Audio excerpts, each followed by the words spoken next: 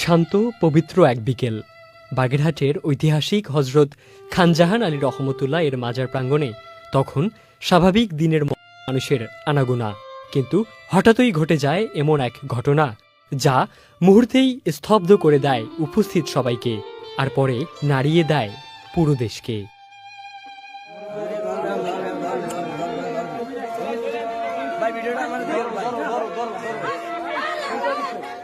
একটি অসহায় কুকুর হঠাৎ পানিতে পড়ে যাওয়া, আর ঠিক সেই মুহূর্তেই কুমিরের ঝাঁপ। কয়েক সেকেন্ডের সেই দৃশ্যই ভিডিও হয়ে ছড়িয়ে পড়ে সামাজিক মাধ্যমে।